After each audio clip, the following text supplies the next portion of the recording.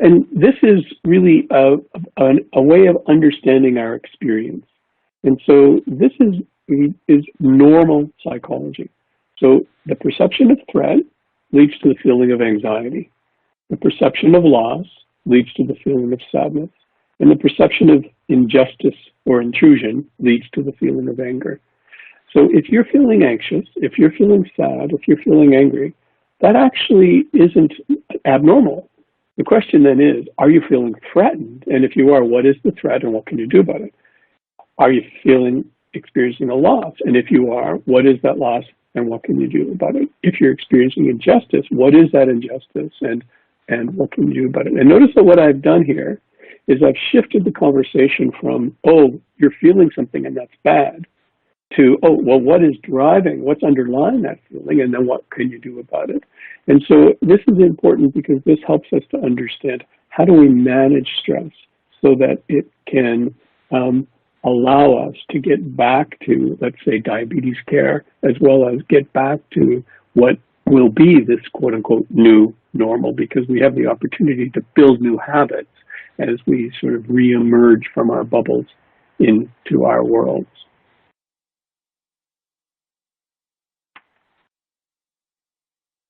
So now let's look at how we can manage stress.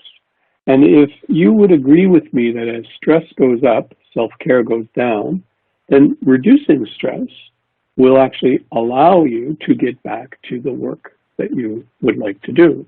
And so this is one of the really important aspects of functioning. And again, I'm presenting this in the context of normal psychology, not abnormal psychology. And what do we know about the impact of stress and coping? And we actually know some things that can be helpful.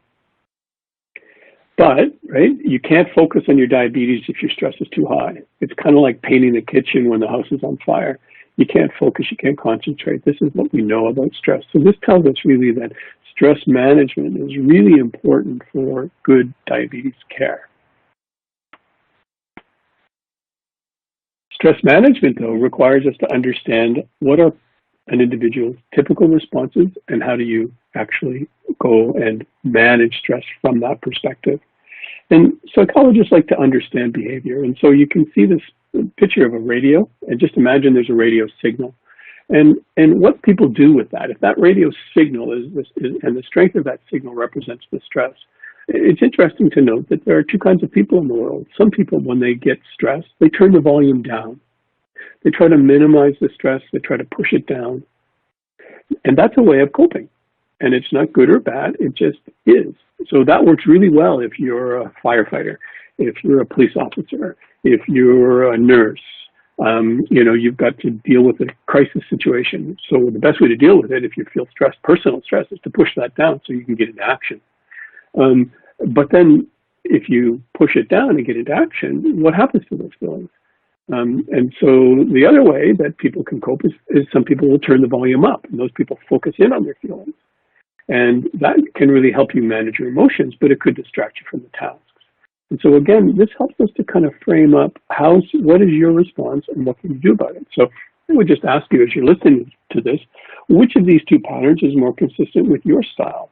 And again, it's not a judgmental statement, it's a descriptive statement, because then that can help us frame up where you go with coping.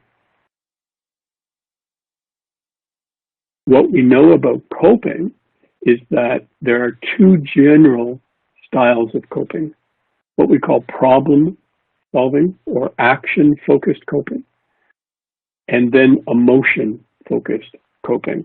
And this naturally leads to the fact that those people that tend to push the volume of stress down get into action. So they're the problem solving, and the ones that allow the stress to kind of become their focus, become emotion focused. And it's important because if the situation doesn't match the options, then what are the disadvantages? So if you're a problem-focused coper, great, you're probably really good at actions. But what about your feelings? And this is where anger and substance abuse comes in. A lot of people who tend to, be action-focused and don't like to focus on their feelings try to end up kind of moderating their feelings with alcohol or substances. And so that's where a little bit of emotion-focused coping could help somebody like that. Now, the emotion-focused person is really good at focusing on their feelings, but sometimes those feelings can get overwhelming, and that can start to interfere. And so those people, maybe they would benefit from a little bit more of action-focused coping. And so you can see what I'm saying here is really trying to find out what is your starting point, what I like to call your plan A, and then just ask you if it's working great. If it's not, what's your plan B? And this is where alternative coping strategies can become really, really helpful. I'd also like to make a comment about emotions and how we actually would approach our emotional experiences. You can see on this slide, I've actually differentiated or separated what I call primary emotions and secondary emotions. And what's important about this is that primary emotions tend to be actually normal. If you're feeling threatened, you'll be anxious. If you're feeling a loss, you'll be sad. If you're feeling an injustice, you'll be angry. And those feelings fit the situation. And so the way that you can manage that is really by acknowledging those feelings and sort of making them real. And the example I would give you that we would all understand would be grief.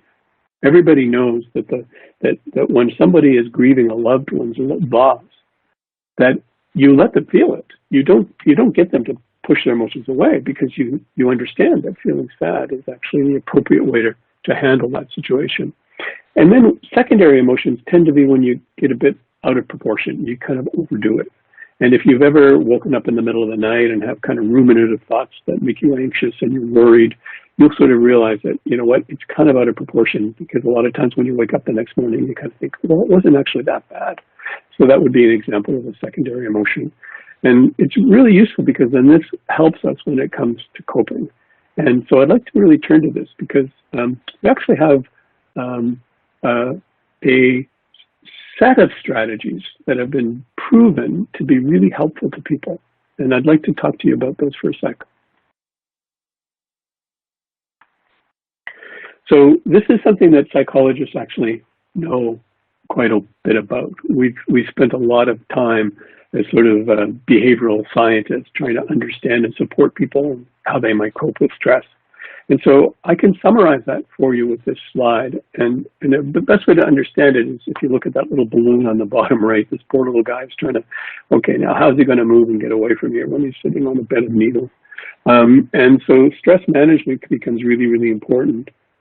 But I'd like you to understand that it's really matching the coping strategy to the person. So when we ask the question, what are the coping strategies that actually help people? And the answer is, the coping strategies that help people are the ones that make sense to you, the ones that when you do, you feel better, and when you do, you want to do it again. There's no magic in the coping strategy. The magic is in the matching of the coping strategy to the individual. We also know that coping skills are additive. If you do 1, that's good. If you do 2, that's better. If you do 3 and 4 and 5, that's even better. The more you do it, the better it is. So it's important. So I offer sort of this kind of guide, not as a way of, you need to do this, you need to do this, you need to do this, but as a way of suggesting, if you're feeling stressed, if that stress is interfering with your diabetes, and you kind of buy the idea that lowering the stress will kind of give you more energy to focus on the diabetes. These are ways that you could lower the stress. And the first coping strategy we call physical calming. Any sort of activity that you do that allows you to kind of calm, to relax. Deep breathing, muscle relaxation, yoga, Tai Chi, prayer, if you like reading a book with a cup of tea, tending some plants, whatever you would do in a day that would give you this sense of calm is very, very important for managing stress. Equally important is physical discharge. Your body reacts to stress by revving up, getting ready for action, and engaging in action can be really, really helpful. And so physical exercise, dancing, any kind of movement that kind of burns off that stress has been shown to be really helpful. Social connection. It's really important in stress to be connected. And imagine going through COVID before cell phones, we would be so much more isolated. The cell phone and the internet and Zoom and all of these platforms have really allowed us to maintain the social connection, which is actually really, really good. Emotional expression. We know that if you bottle in and you suppress your emotions, that's not actually unhealthy. And so finding ways of expressing your emotions, and it doesn't have to be talking. A lot of art, a lot of music is really about emotional expression. And then finally, what we call mindfulness or acceptance, which is really that you've all heard that phrase, right? Sort of, control what you can and accept what you can't, and try to have the wisdom to know the difference. And so when you look at this slide, I'd like you to think about, what do you do for each of those categories? Do you have strategies? And if you could think about what you might do, there's a tremendous amount of benefit that we all can take by engaging in these kinds of strategies. And sometimes you can do this for 30 seconds, for a minute, and it can be really helpful. Just before I talk about how we get the diabetes back on the agenda and how we might actually be able to improve diabetes management in the context of what we're experiencing now, I just want to make one final comment about sort of managing the stresses associated with COVID. We're very familiar with hand hygiene and its importance in COVID, but I'd also like to stress to you the importance of lifestyle hygiene. And the three things to just be mindful of here is, we know that humans do like routine, so try to find a new routine. Structure your day.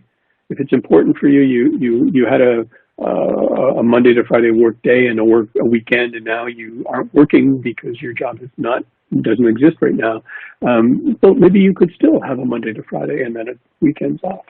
Be very mindful of sleep pattern. You may not have the same sort of activities that are necessary during the day, but we know that sleep is really important for stress and for diabetes. And then just the idea that exercise can actually boost your mood and also is also helpful for your immune system. So now let me shift gears, if I may, and really talk a bit about diabetes specifically.